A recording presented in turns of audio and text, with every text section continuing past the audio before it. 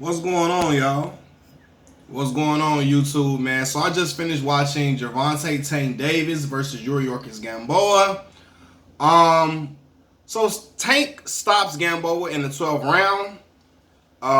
Got him up out of there with a vicious uppercut. Finished the job and sealed the deal. Right now, while he closed the fight in emphatic fashion, this was a lackluster performance from Tank. This was like like he said, a C plus performance. While he was absolutely blowing Gamboa away on the scorecards, it was times throughout this fight where Tank seemed to be obviously fatigued. Like he seemed to be gassed. He wasn't throwing a lot of punches in the middle rounds. He came out guns a-blazing, trying to get Gamboa out of there. And after he got the knockdown in the second round, he couldn't seem to do it. Right? And it seemed like he was even reluctant to throw punches at times, like he was punching himself out. And I'm looking like, especially with Gamboa having an issue with his foot or his shoe or something like that, whatever was going on, I'm looking like, okay, Tank, press the issue and get him up out of there. But he didn't. And I'm like, especially then towards the middle rounds, right, I'm looking like Tank looked gassed. He looked like he's not in good shape, man. He looked like he is getting tired, obviously. Now, we all know Tank missed weight the first time around. He came back and eventually made weight. But I'm wondering, was his conditioning up to par for this fight? Because the way he was looking during this fight at sometimes, and then it was at one point, I don't know if he got distracted or what, but Gamboa caught him with something nice. I think it was like in the 10th round, I believe. 9th or 10th round. I think it was the 10th round. He got caught with something. I'm looking like, damn, all right, Tank, are you focused or what? Like, I don't know. But again, Tank was pitching a shutout. I mean, he had the shutout going in motion. He was outclassing them. He was winning the rounds for sure. But I'm looking like against a 37 or 38-year-old Gamboa. Gamboa is far from his prime. This was Gamboa 6 years ago, it would have been more of a game fight. But I'm looking like, Tank, put him away. And as much as Tank is my dog, that's my boy. That's my dog. He came out, walking with Lil Baby to the ring, had the show in motion for Atlanta to see, came out with one of their artists, brought a fight to a championship, not a championship fight, but brought a fight, a big fight to Atlanta for the first time in a long time. I'm like, yeah, he got the knockout, but I'm looking like if he was, I don't know, he would have been in trouble if he was conditioned like that against Vasily Lomachenko. Or if he was in there with Teofimo Lopez or Devin Haney, he would have been in trouble. No lie, because I knew he was fatigued because I'm listening to Calvin Ford in the corner tell him, breathe. And I'm like, yeah, Tank not in the best shape. I don't know, he was getting gassed and it was obvious. So I'm hoping that he gets in shape going forward. This is his first fight at 135. And for me, him struggling to make weight on that first time around, that wasn't a good sign in particular. You know what I mean? It was 1 pound and he was over, but I'm looking like, yeah, he was kind of struggling to do that. And that's in his first fight at 135. Now, Tank is young, but we can't keep using the excuse that he's young now. He's been a professional for a while, and I'm hoping going forward he will correct those things because he is a fantastic, like when I say you one thing like this, Tank could be having a bad fight or whatever, but he got the pop in either hand to put you up out of there. That left hook is beautiful. That uppercut is vicious. I didn't see him snap dude's head back with that uppercut. But from what I saw tonight, yeah, Lomachenko would have been having some problems with Loma or Devin Haney or Teofimo. I'm not saying that he couldn't win because Tank got the punching power to get anybody up out of there. How he swings with bad intentions time after time. But in this showcase tonight, man, like I'm telling y'all, I wasn't too impressed, for real. Even though he was pitching a shutout, I wasn't as impressed. I didn't come away as impressed as I wanted to be.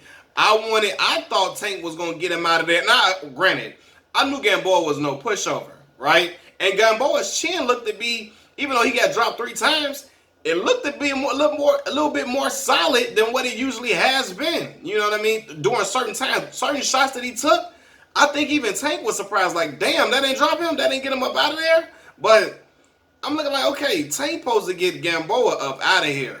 Like, he really could have closed the show a lot sooner.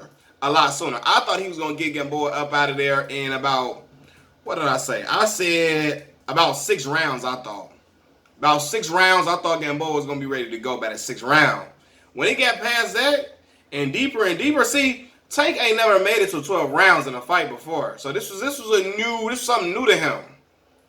Right? And when you got to go to the deep, when you got to go to a fight that's like, it goes in deep waters like this, you got to be conditioned. You got to be conditioned to go this far. No lie. And see, Loma, Devin Haney, Teofimo, they're going to be well conditioned. And they're going to be coming at Tank. They're not going to be sitting there and trying to just keep him off of you and throw a little pity-patter punches to get you, to back you up a little bit. Nah. They coming with bad intentions. And Yuriorkis Gamboa 6 years ago would have been pressing on the gas a lot more. Truthfully. Especially the Yuriorkis Gamboa I saw fight Terrence Bud Crawford. That one, yeah. He would have been coming. He would have been trying to going for the gusto. But nonetheless, Tank sealed the deal. He got a knockout. He got a stoppage in front of the people in Atlanta. The fans in Atlanta were pleased from it. But yeah, that was, again, it was an explosive round for Tank. He came out, he knowing he had to get that stoppage. He knows. But let me tell you something. The way you look, even if you get a knockout, sometimes the way you look against certain opponents, it matters. Like, a lot of people were expecting him to get Yuriorkis out of there in 5 or 6 rounds.